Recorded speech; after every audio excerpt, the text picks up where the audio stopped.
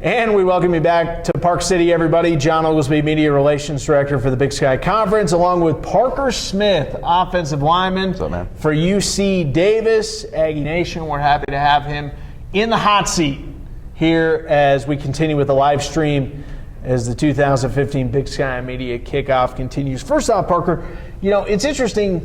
We talk a lot in the conference office about how this event's a lot of fun for us because we get to see you guys mix with athletes and coaches and athletic directors from a lot of different schools. But what's that like for the players? Do you enjoy it? It's been nothing but great so far. I mean, there's always people that you see on film and you go, oh, I know, 44, I know 10, or I know so-and-so. Yeah. But now to finally put a face and a person behind that player, it's pretty cool. And, they represent all their schools well, and we all hang out, and instantly there's that bond through football that we're all pretty good friends already. And I hope to stay in touch with a couple of them, see them after the games, and go from there. Oh, that's awesome. We love to hear that. So you're definitely a pretty unique person majoring in managerial economics. Kind of what sparked that? Well, I was a failed engineer, believe it or not. I tried to go through the computer science route. It was really interesting and I liked it, but managerial economics was something I enjoyed, math and science, but I really enjoyed math, and through those classes I can still do that.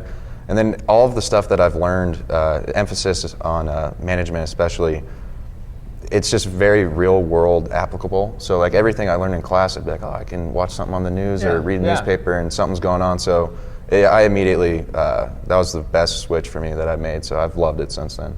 Yeah, it's interesting, going back to football for a minute, you guys 2-9 last season. You did get a big victory over in-state rival Cal Poly, but how did spring football go? How do you guys feel as we finish up summer, get ready for fall camp? It was rough off of that 2-9 season. We came back that winter and, we diagnosed and dissected all the things that we didn't like about last year. And then once we learned from it, we put it behind us. So we just kind of it's almost like it didn't happen to us, unfortunately. Yeah. But, spring ball was exciting, and one of the big questions I think was, how are we going to bounce back, and is everybody going to still be, energetic about it? And it was phenomenal. Everybody was flying around. It was a good time. So nothing but optimism for this season. Looking to go 9-2 instead of 2-9. I like it. What's it like playing for your coach, Coach Gold? Coach G is an awesome guy, man. He's just so into it.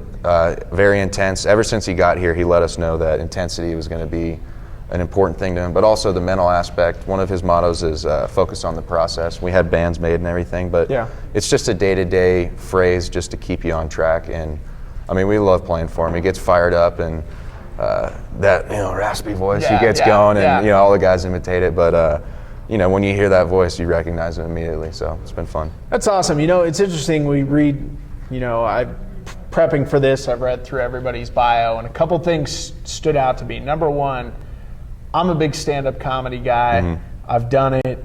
I've done stand-up myself. Okay. Obviously cool. Not well because I'm here instead of out doing that. I'm happy to be here though. But Richard Pryor, how did you get introduced to the stand-up works of Richard Pryor? I just remember watching Blazing Saddles was one of my favorite movies. I mean, obviously it's not politically correct, but that was kind of the fun part about it. And he said he was the writer behind it. Yeah. And with YouTube, I just was like, oh, that guy wrote it? All right, I'm going to check it out. And then all of his stand-ups there, and it's golden. I mean, he speaks the truth on a lot of issues that a lot of people didn't talk about back then. But I mean, it just, at the end of the day, super funny. So yeah, I mean, he really was a trailblazer. Mm-hmm. No doubt about that.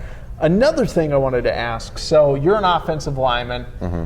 You list Anthony Munoz as your sports hero, obviously very successful O-lineman with the Cincinnati Bengals, at the University of Southern California. What I find interesting, not a lot of O-linemen, even O-linemen rarely list O-linemen as their sports heroes. How did that come about?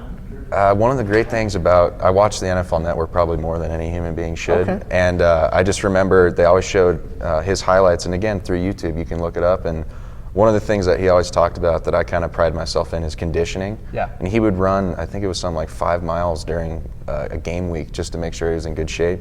And that was something I picked up in the off season. Not running 5 because that's a little much for me, but just getting that endurance in because I want to be as good as I am on my first play as I am on my last play. So that's just something that I really took pride in, and he was just sound fundamentally. So that was something that I just really liked. So I myself am a big NFL Network, NFL Films guy. Anthony, I remember, kind of held out his hands, and there's a couple fingers there that it didn't necessarily look like. I don't want to put you on the spot. Well, no, I've got one, but it's not too bad. No, okay.